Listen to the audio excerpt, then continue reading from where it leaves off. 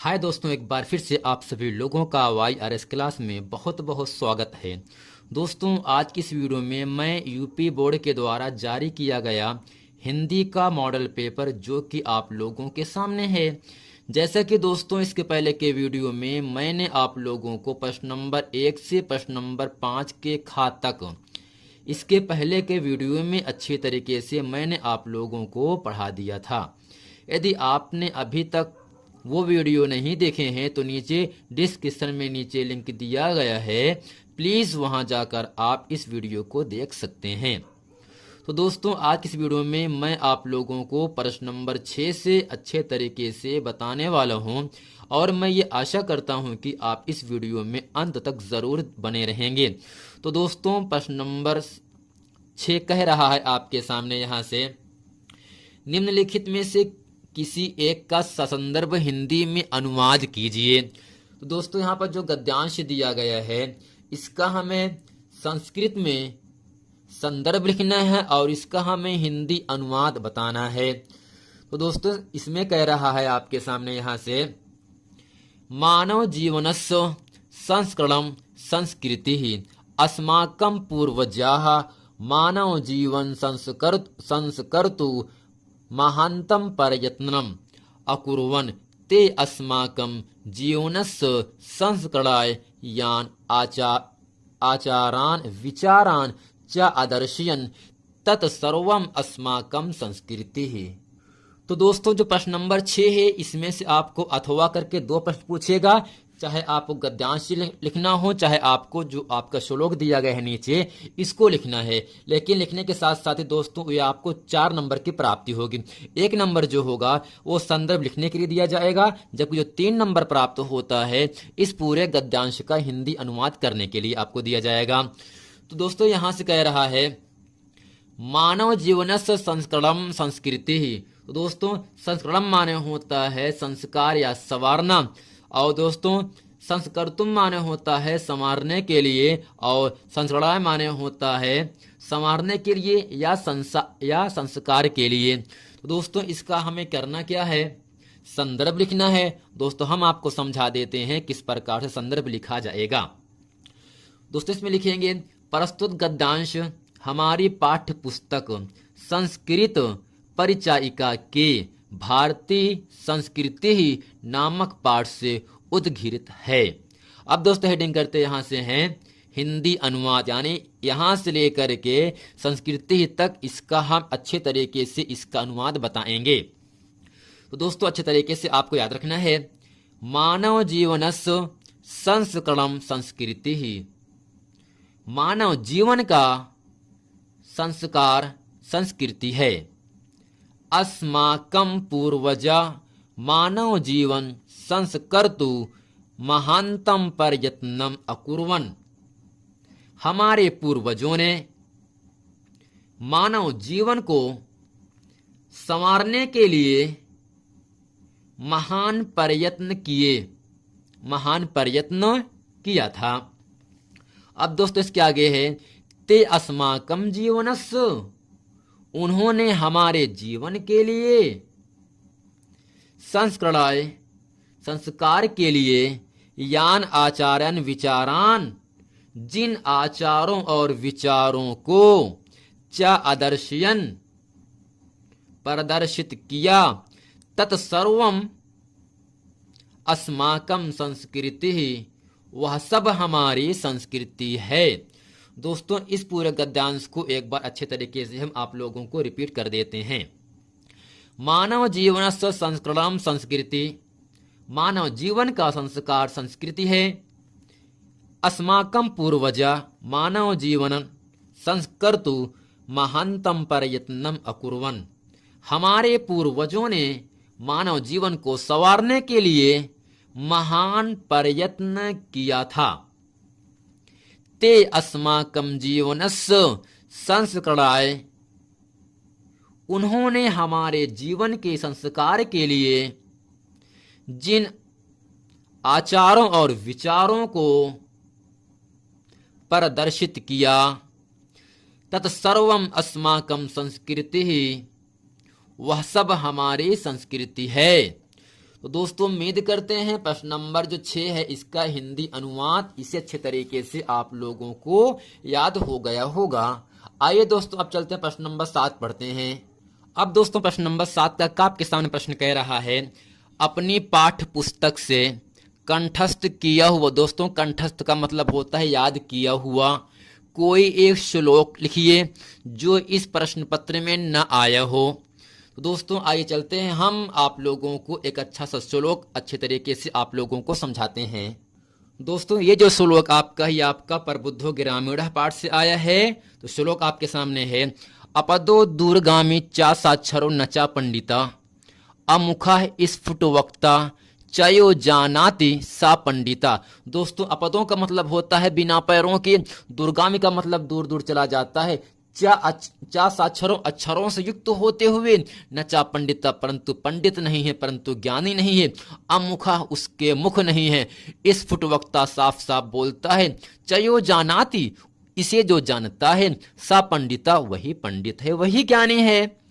अपदो दूरगामी चा साक्षरो नचा पंडिता, बिना पैरों का है परंतु दूर तक चला जाता है, साक्षर यानी अक्षरों से युक्त है परंतु पंडित नहीं है, अमुखा स्फुट वक्ता बिना मुख का है, चयो जानाति परंतु साफ साफ बोलता है, उसे जो जानता है वही विद्वान है, वही पंडित है।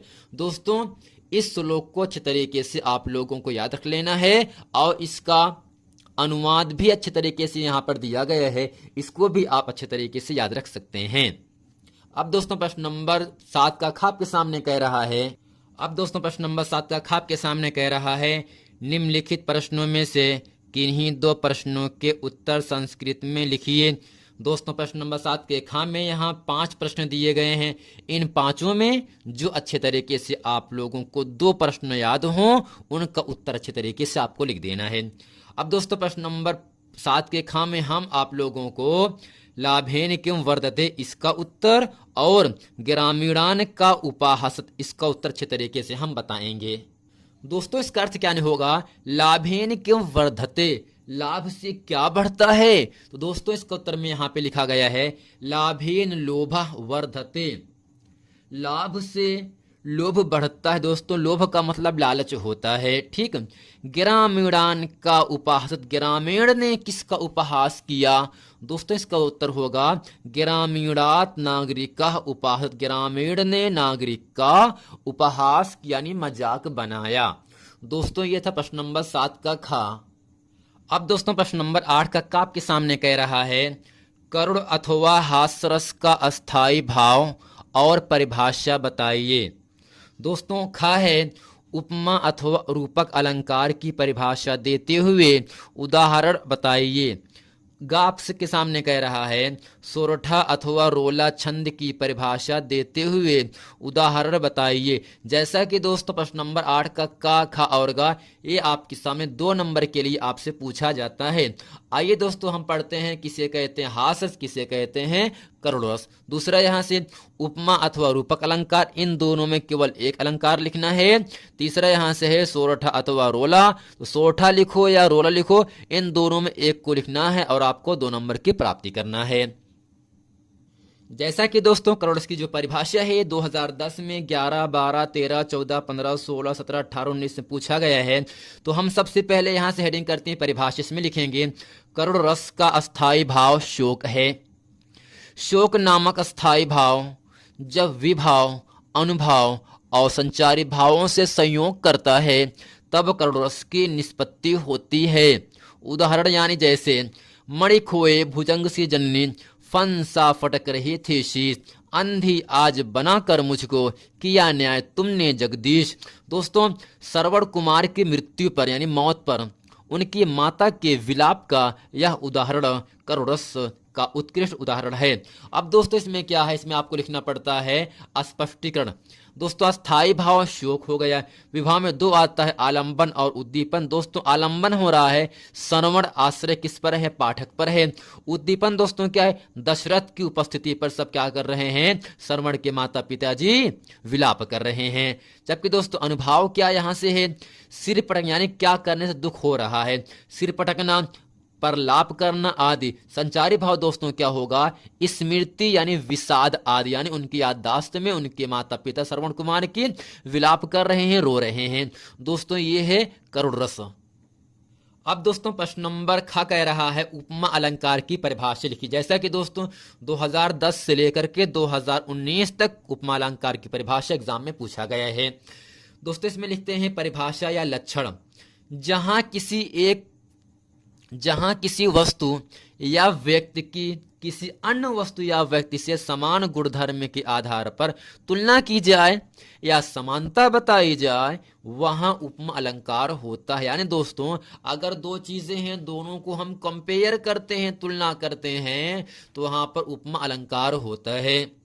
जैसे राधा के चरण गुलाब के समान कोमल है, यहां राधा के चरण की तुलना या समानता गुलाब से दिखाई गई है। अर्थात दोस्तों जो राधा का पैर है उनकी तुलना गुलाब से किया गया है, इसलिए यहाँ उपमा अलंकार है। उपमा अलंकार के निम्नलिखित 4 अंग होते हैं। दोस्तों इसमें क्या होगा, पहला है उपमेय। अब प्रश्न यह बनता, उपमेय किसे कहते हैं, जिस वस्तु की समानता बताई जाती है वह उपमेय अर्थात प्रस्तुत होता है। ऊपर दिए गए उदाहरण में राधा के चरण उपमेय है। अब दोस्तों किससे तुलना करते हैं, जिस वस्तु से तुलना करते हैं वही आपको उपमान होता है। तो राधा का जो चरण है वो तुलना किया जा रहा है गुलाब से। दोस्तों गुलाब क्या हो जाएगा, आपका उपमान हो जाएगा। जिस वस्तु से समानता की जाती है या तुलना की जाती है वह वस्तु उपमान अप्रस्तुत कहलाती है। ऊपर दिए गए उदाहरण में गुलाब उपमान है। अब दोस्तों अगला यहां से है वाचक शब्द। समानता अथवा पहचान को व्यक्त करने वाला शब्द वाचक शब्द कहलाता है। ऊपर दिए गए उदाहरण में समान, राधा के चरण गुलाब समान के समान कोमल है। तो दोस्तों जो यहाँ पर आपका समान शब्द है वो आपका वाचक शब्द है। जब दोस्तों यहाँ पर एक और दिया है साधारण धर्म, जो गुण उपमान और उपमेय में समान रूप से रहता है वह साधारण धर्म कहलाता है। ऊपर दिए गए उदाहरण में कोमल शब्द साधारण धर्म है, क्योंकि यह राधा के चरण और गुलाब दोनों में। अब दोस्तों प्रश्न नंबर 8 की ग में आपको सोरठा अथवा रोला की परिभाषा लिखना है। तो हम यहां से परिभाषा लिखते हैं सोरठा की। जैसा कि दोस्तों 2010 से लेकर 2019 तक सोरठा की परिभाषा पूछा गया है। इसमें लिखते हैं सोरठा अर्ध सम्मात्रिक छंद है, इसमें 4 चरण होते हैं। इसके प्रथम और तृतीय चरण में, किसमें दोस्तों, पहले और तीसरे चरण में 11-11 मात्राएं तथा द्वितीय एवं चतुर्थ चरण में 13-13 मात्राएं होती हैं। पहले और तीसरे चरण के अंत में गुरु लघु आते हैं। दोस्तों गुरु का मतलब यहाँ होता है 2 पाई, लघु का मतलब होता है 1 पाई।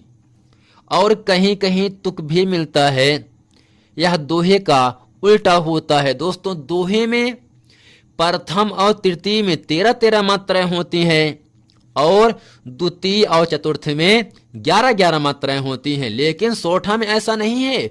सोरठा में पहले और तृतीय चरण में 11-11 मात्राएं, द्वितीय और चतुर्थ चरण में होता है 13-13 मात्राएं होती हैं। पहले और तीसरे चरण के अंत में गुरु और लघु मात्राएं आती हैं। जैसा कि दोस्तों इसका एग्जाम्पल आपके सामने दिया गया है, जेहि सुमिरत सिद्ध होय गण नायक करिवर बदन, करहु अनुग्रह सोई बुद्धि रास शुभ गुण सदन। दोस्तों इसमें कहीं कहीं गुरु आ रहा है, कहीं कहीं लघु मात्रा लगाया गया है। दोस्तों जहां पर बड़ा आ, बड़ी ई, बड़ा उ, ऐ, यानी जिस शब्द को हम खींच करके पढ़ेंगे वहां पर 2 पाई, और जिस शब्द को हम खींच करके नहीं पढ़ेंगे वहां पर 1 पाई होगा। जैसे यहां से जेहि, इसे जल्दी से पढ़ेंगे ना तो 1-1 पाई। सुमिरत, अगर सब बड़ा उ का मात्रा होता सुमिरत तो यहाँ पर 2 पाई हो जाता। छोटा उ है तो 1-1 पाई लगाया गया। सिद्धि होई गणनायक करिवर बदन। दोस्तों प्रथम और तृतीय चरण में 11-11 मात्राएं, पहले और तीसरे चरण के अंत में गुरु लघु होता। पहला क्या है, यहाँ से जय सुमरत सिद्ध होए, गुरु आया लघु आया। अब तीसरे में क्या है, कर्म अनुग्रह सोई, गुरु आया लघु आ गया। दोस्तों ये था सोरठा छंद की परिभाषा और इसका उदाहरण। अब दोस्तों प्रश्न नंबर 9 आपके सामने कह रहा है। तो दोस्तों प्रश्न नंबर 9 में कह रहा है निम्नलिखित उपसर्गों में से किन्हीं तीन के मेल से एक एक शब्द बनाइए। ये भी एग्जाम में 3 नंबर के लिए आपसे पूछा जाएगा। दोस्तों शब्द है सु, पर, प्रति, उप, निर, अभि। इन शब्दों से हमें, इन उपसर्गों से हमें शब्द बनाना है। और दोस्तों प्रश्न नंबर ख आपके सामने यहां से कह रहा है निम्नलिखित में से किन्हीं दो प्रत्ययों का प्रयोग से एक एक शब्द बने। दोस्तों प्रत्यय दिया है, हमें शब्द बनाना है। दोस्तों प्रश्न नंबर ग आपके सामने यहां से कह रहा है निम्नलिखित में से किन्हीं दो का समास विग्रह कीजिए। 4 दिया है, एक इसके पीछे है, इन चारों का हमें समास विग्रह करना है और समास का नाम बदलना है। जैसे कि दोस्तों एग्जाम में 2 नंबर के लिए आपसे पूछा जाएगा। और दोस्तों प्रश्न नंबर घ आपके सामने यहां से कह रहा है, दोस्तों घ कह रहा है निम्नलिखित में से किन्हीं 2 शब्दों को तत्सम रूप लिखिए। घर है, मानुष है, गांव है, चांद है। इन चारों में केवल 2 शब्दों का तत्सम रूप लिखना है बस, और 2 नंबर की प्राप्ति होगी। दोस्तों अगला पाठ आपके सामने यहां से कह रहा है निम्नलिखित में से किन्हीं 2 शब्दों के 2 पर्यायवाची शब्द लिखिए। ये भी एग्जाम में दोस्तों 2 नंबर के लिए आपसे पूछा जाता है। शब्द आपके सामने यहां से है ईश्वर है, कमल है, फूल है, जंगल है। इन चारों शब्दों का हमें 2 पर्यायवाची शब्द लिखना। आइए दोस्तों प्रश्न नंबर 9 का से लेकर आड़े पाठ तक अच्छे तरीके से हम हल करते हैं। अब दोस्तों प्रश्न नंबर 9 में उपसर्ग आपके सामने दिया गया है। इन उपसर्गों से हमें शब्द बनाना है। जैसे यहाँ सु शब्द लिखा है, तो दोस्तों सु से होता है सुपथ। क्या होगा, सुपथ दोस्तों हो जाएगा। और दोस्तों यहाँ पर है, दोस्तों पर से होता है प्रमुख। क्या होगा आपका, प्रमुख हो गया। दोस्तों यहाँ से परति है, दोस्तों परत का आपका जो क्या होगा, प्रतिहार लिख सकते हैं, प्रतिहार। दोस्तों क्या होगा, सु शब्द से हम, सु उपसर्ग से हम सुपथ बना सकते हैं, पर शब्द उपसर्ग से हम प्रमुख बना सकते हैं, और परत उपसर्ग से हम दोस्तों प्रतिहार बना सकते हैं, और दोस्तों उप से हम उपकार बना सकते हैं। क्या बन दोस्तों, उपकार। और दोस्तों अगला यहां से यहां है निर। दोस्तों निर से होता है निर्भिमानी, निर्भिमानी, निर्भिमानी हो गया। और दोस्तों यहां से अभि है, दोस्तों अभि से होता है अभिवादन, अभिवादन। दोस्तों आपको याद क्या रखना है, सु उपसर्ग से सुपथ बनता है, पर उपसर्ग से प्रमुख बनता है, परत से प्रतिहार, उप से उपकार, निर से निर्भिमानी, और दोस्तों अभि से अभिवादन शब्द बनता है। अब दोस्तों प्रश्न नंबर 9 है, प्रत्यय दिया है, प्रत्यय से हमें शब्द बताना है। दोस्तों यहां से है ना। दोस्तों ना प्रत्यय से यहां से शब्द क्या बनता है, पढ़ना। यानी ऐसा शब्द आप बनाइए जिसके अंत में ना हो, पन हो, इक हो, ई हो। दोस्तों ना का क्या होगा, शब्द यहां से है पढ़ना, पढ़ने में दोस्तों अंत में ना है, तो ना हो आपका हो जाएगा प्रत्यय। दोस्तों यहां से दोस्तों क्या है, अगला पन है, तो होगा दोस्तों यहां से लड़कपन, लड़कपन हो गया। अगला यहां से इक। दोस्तों इक से होता है पारिवारिक, पारिवारिक। और दोस्तों अगला यहां आपके सामने दिया गया है ई। दोस्तों ई से होता है यहां से जाति।